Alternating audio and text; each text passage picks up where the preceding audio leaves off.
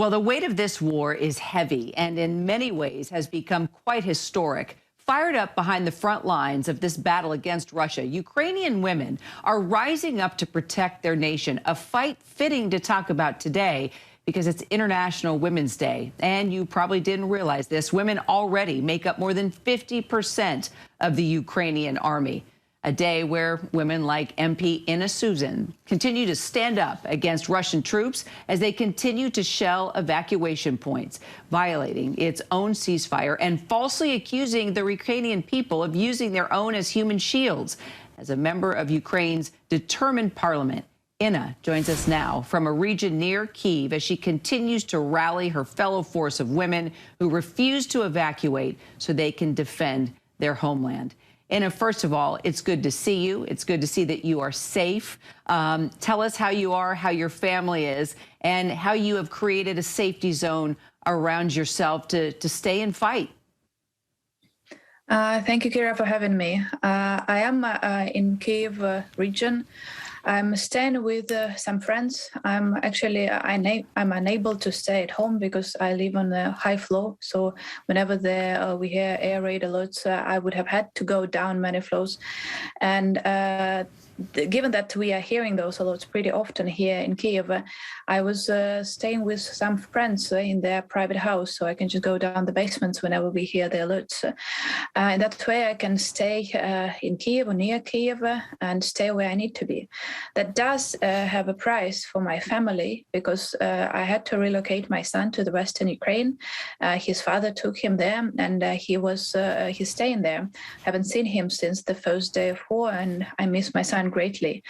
I haven't seen my parents because my dad moved my mom to Western Ukraine, and then he came back to join the Territorial Defense Forces, and now he's doing the job with helping to evacuate people from the military conflict zone. And my boyfriend is with the army. Haven't seen him since the first day of war as well. Don't know where he is. Actually, I'm just getting some messages from him, just knowing that he is alive. Wow. So, Inna, can I go back to your 9-year-old son for a minute, Martin? How are you explaining this war to him? How are you talking about this? Tell me about the questions that he's asking you, because I saw this picture that he drew that was just so powerful. You actually posted it on the internet. It's a drawing where he actually drew this no-fly zone. And it just shows how resilient he is and says so much about what he's dealing with. You see sunshine, you see beauty in that picture, but you also see the reality of war. Yes, it was very hard for me. Well, first of all, because the first few days of war, I didn't call him. We were just texting each other, but we were not talking because I knew if I call him, I will start crying. That was very difficult for me. But the fourth day of war, he called me and he asked me, Mom, when shall I see you? And that is when I started crying because I didn't know when I will be able to see him, and I miss him greatly. And then we talked, and he asked what is going on. And I explained to him that some bad guys have decided to fight us, and that they're trying to come to Kyiv, and I'm doing everything in my power to make sure that this doesn't happen. And that is why he's not with me, but with his family, with his distant family now, and that those bad guys are dropping bombs onto the heads of Ukrainians. So he asked, is there any way we can do something about that? And I said, yes, we can create some sort of support from air, like a roof, as I was explaining, that the no-fly zone to a 9-year-old. So that is how he drew it. And he said, okay, this is how it should be. And he was actually, at the time when I was explaining that to me, he was making another drawing, which I didn't post on Facebook, but he was making a drawing with a Ukrainian flag and Glory to Ukraine slogan. Over here, like, you're not showing the whole picture, but if down there, it says there, he wrote in Ukrainian, he wrote Kharkiv. Kharkiv is my native city, and I was telling to him that Kharkiv has been particularly hardly hit by the Russian bombs. So he actually wrote down Kharkiv as well, because that was what I was explaining to him. But I'm glad he's safe.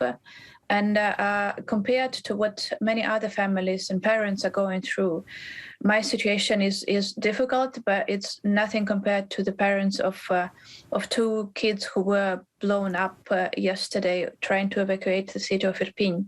I was reading a statement by their father, who lost in one day, he lost 2 of his kids and his wife and his house and everything.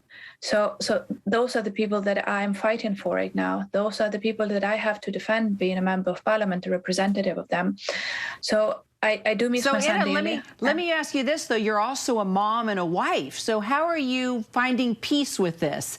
I understand as a member of parliament, you want to defend your country, but at the same time, you're also a mom and a wife. How do you find peace with this decision? Not a wife, but a girlfriend. I'm in a relationship, but we're not married. And my boyfriend You don't have to officially be married. That's okay. partner in life. There you go. Yes. And he's with the army. That is, I knew he would go back because he was serving in the army before.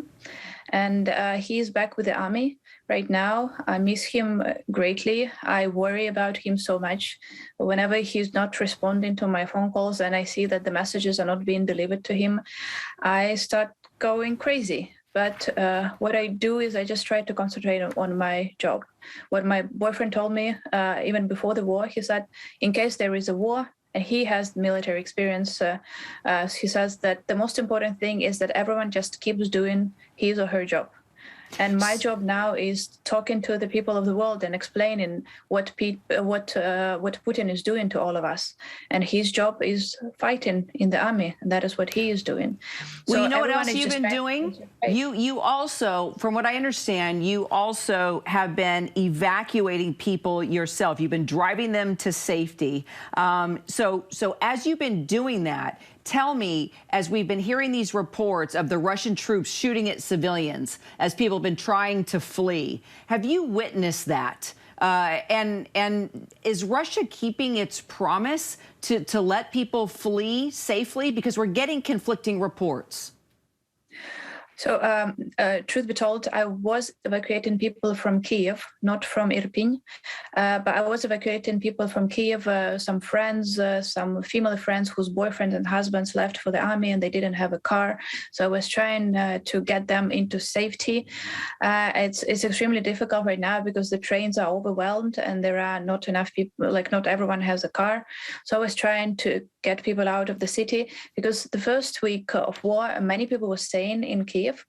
But then many friends of mine and many other people, they realized after what they have seen in Irpin, which is like 20 minutes drive from my home. It's a city really close to Kiev. And what the Russians are doing right now there is they're basically using the civilians as a shield. So they're keeping people in the houses and they're standing close to the houses. And they know that as long as Ukrainian citizens are in those houses, Ukrainian army will not be shooting from tanks onto Russians. So they're basically using human as shield. So that is why people are trying to evacuate from there. That is being done by specifically trained volunteers, the evacuation from Irpin, because that is extremely dangerous and that needs specific training. I don't have that. I only evacuate people from Kiev as long as they need to. But in Irpin, what they did, they have set so in Mariupol, they set the landmines on the spot where people were supposed to gather to be evacuated. And just by sheer luck, Ukrainian army learned about that and they moved people to a different place. So people couldn't be evacuated over there, but at least they were not blown up on landmines. But the situation in Mariupol remains very, very difficult. Just today, this morning, we learned of a 6-year-old girl who was staying in a bunker for 6 days and she died from dehydration. And you know, we've been following all those reports and we'll continue to follow those reports. And Anna, I understand for your safety, we need to cut this short. So forgive me, but I want to stay in touch with you, please. And we will be thinking about your son, your boyfriend, as he's there on the front lines as well. And your resilience amazes all of us. Please stay in touch with us. We want to continue communications. You've really given us an incredible insight. Please keep yourself safe, Anna. Thank you, Kira, so much. Thank you. Thank you. Appreciate you. Hi, everyone. George Stephanopoulos here. Thanks for checking out the ABC News YouTube channel. If you'd like to get more videos, show highlights, and watch live event coverage, click on the right over here to subscribe to our channel. And don't forget to download the ABC News app for breaking news alerts. Thanks for watching.